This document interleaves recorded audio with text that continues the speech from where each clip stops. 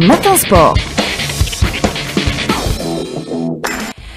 De la bonne musique pour débuter cette chronique comme chaque matin dans cette matinale. Bonjour Maamar. Bonjour. On va commencer avec les deux derniers matchs de la Ligue 1.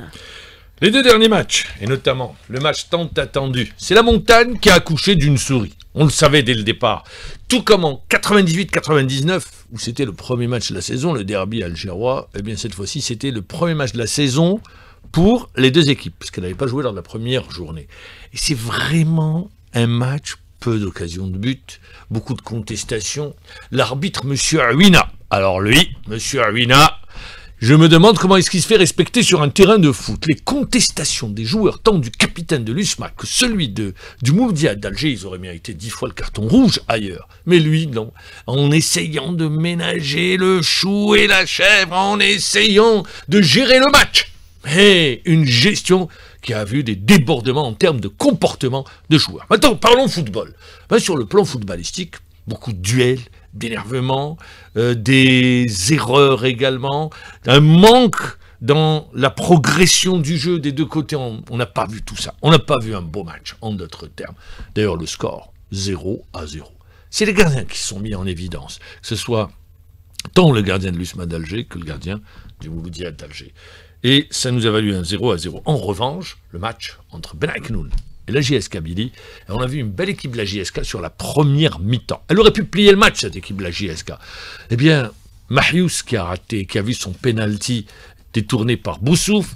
On a vu également El Hamri qui a vu sa frappe, il avait trop ouvert son pied. Eh bien, le ballon qui touche le poteau, au lieu que ça fasse poteau rentrant, ça fait poteau sortant.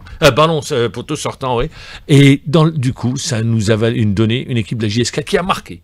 Superbe but. On a vu de beaux enchaînements. 1-0, en pensant pouvoir garder ce score à la mi-temps. Mais finalement, eh bien, Ben Aïknoun n'a pas, avec ses moyens, avec sa stratégie, a réussi à marquer sur une situation standard, corner. Mauvais renvoi de la défense. Il y avait eu 2 corners coup sur coup et sur le deuxième, ils ont marqué un but partout.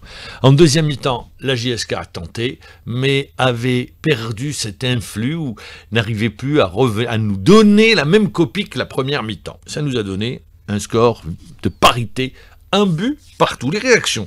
On va commencer tout d'abord avec Mounir Zardoud, l'entraîneur de Ben Aïknoun. Il est au micro de Rostom Yahel-Sherif.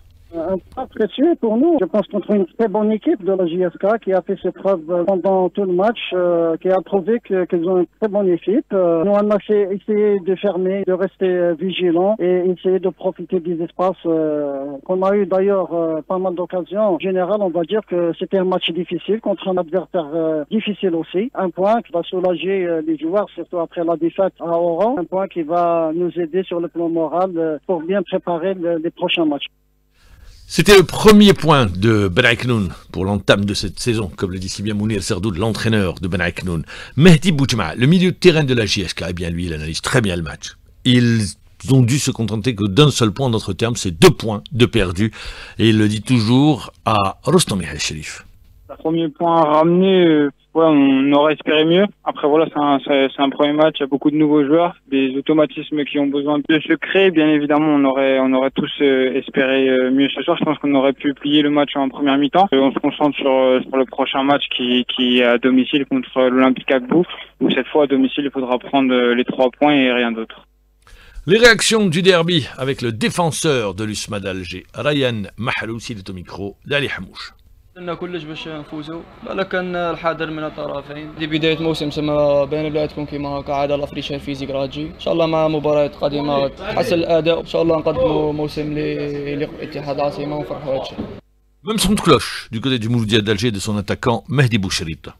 بريمي ماتش وزيد ان ديربي ثاني بيان سور راح يكون هكا راح يكون لو ريتم نزيدو نخدموا اكثر في التدريبات وفي بزاف راح نخدموا باش نكونوا على اوتور ان شاء الله صاريف دو راتي دي زوكازيون كاع راح نتعلموا نصحوا هاد الاخطاء ونكونوا على اوتور ان شاء الله بيان سور كاين دي جوار جدد ثاني المدرب اللاعبين تبع قحتهم نفرحوا هذا الفريق ان شاء الله والشعب ديالو هذا الماتش دائما يكون هكا لي ماتش كيما تاع ديربي دائما يكونوا هكا ان شاء الله نولوا باذن الله ستاد ديالنا ونديروا ان بون جو ان شاء الله.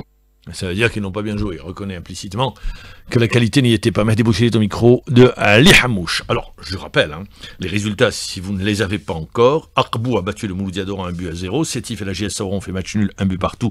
Les deux équipes n'ont toujours pas gagné. 8-7, Al-Bayad a battu le Bayad 1-0. C'était lors de la première partie de cette deuxième journée. Samedi, le CRB, qui faisait son entrée en lice, a battu le Parado Athletic Club. L'AS Sochleff a été battu par Hanchlat 2-1 sur une erreur de Mejadel.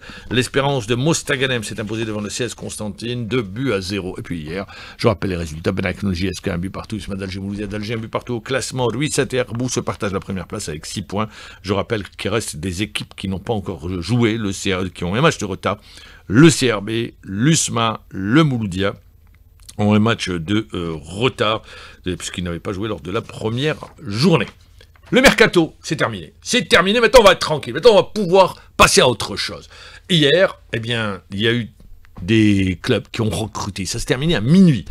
Je vous donne par exemple Boussouf, qui était au Chebab Riadi de Belouizdad, a rejoint le Mouloudia d'Alger. Voilà, il a signé hier après-midi. Farhat a rejoint également le Mouloudia d'Alger. Du côté du Chebab Riadi de Belouizdad, eh bien, El Mellali devait partir au Qatar. Il y a eu une approche du Mouloudia d'Alger. Finalement, il a choisi le Chebab Riadi de Belouizdad. Lui qui a été formé au Paradou, qui a joué à Angers, qui a joué 4 ou 5 saisons à Angers, et qui revient dans le championnat de Ligue 1. Voilà pour les derniers gros transferts de ce mercato d'été. Maintenant, tout le monde va attendre, bien évidemment, le mercato d'hiver. Eh bien oui, ça va être la période également des ventes et achats. En athlétisme, l'Algérie sera présente avec 9 athlètes au championnat du monde d'athlètes qui devront se dérouler du 13 au 21 septembre à Tokyo, au Japon. Présentation des représentants algériens, signée par notre spécialiste maison, Malik Louahla.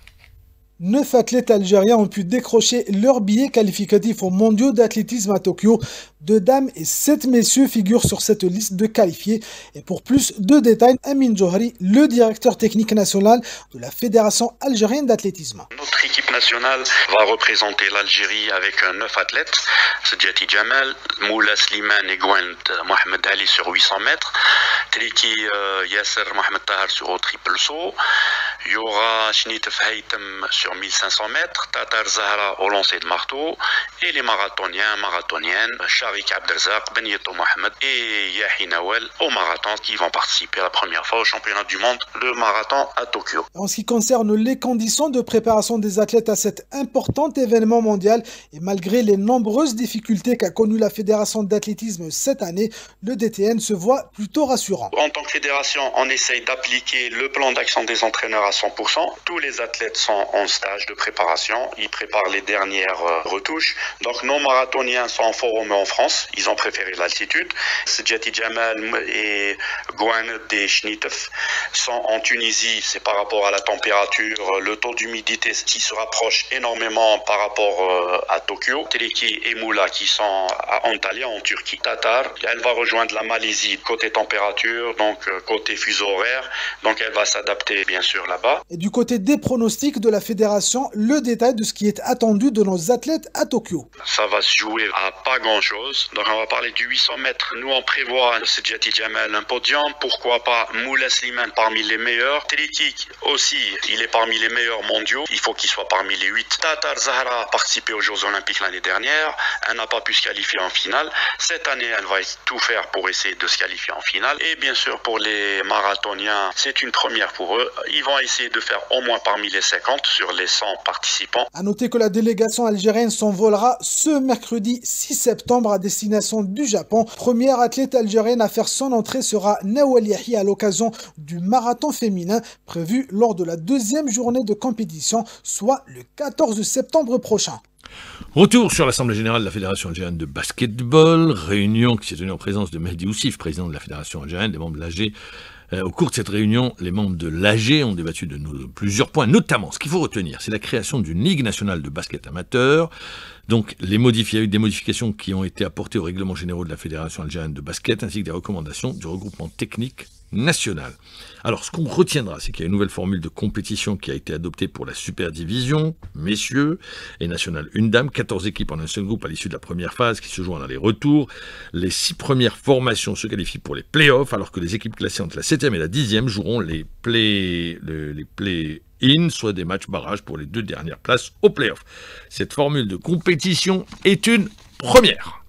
On enchaîne avec le tennis pour rappeler qu'aujourd'hui. On attendra le match à midi entre Djokovic et Struff, l'Allemand, Leonardo Reidi, le Suisse, face à Arthur de Minaur, l'Australien. Il y aura Rublev qui sera opposé au Canadien Aliassim et Musetti à retenir face l'Italien John Muner, l'Espagnol. 8e de finale dames également avec Pegula, l'Américaine, face Anna Swiatek, qui est bien partie pour gagner, qui est en grande forme face à Alexandrova. Coco Gauff, l'Américaine, Naomi Osaka, et puis Sabalenka, le numéro 1 mondial, qui sera opposé à Christine Buska. Du football avec la Première Ligue. Quel match hier, quel match intense entre Liverpool et Arsenal. Les Reds de Liverpool se sont imposés sur un superbe coup franc à la 86e minute de jeu. Ça a débloqué complètement la situation. 3-3 pour Liverpool. Arsenal enregistre du coup sa première défaite de la saison. Manchester City menait 1-0, but de Haaland. Et voilà, renversement de situation. Et finalement, les Citizens se sont inclinés. 2e défaite de la saison. Une équipe en transition, une équipe en reconstruction du côté de Pep Guardiola. Ils ont été battus par Burnley, ils ont été battus hier, Manchester City, par Brighton sur le score de 2-1. Et puis Aston Villa, en difficulté sur cette entame de saison, battu par Crystal Palace, 3-0.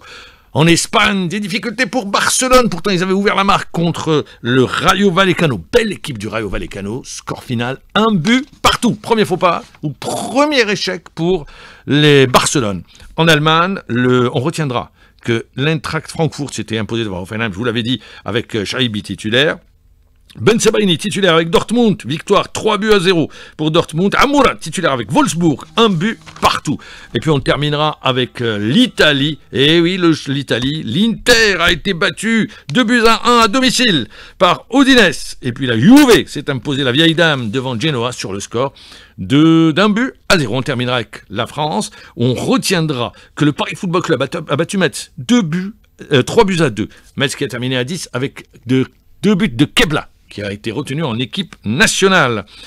Angers a fait match nul devant Rennes, et puis Lyon a battu Marseille dans l'Olympico 1-0.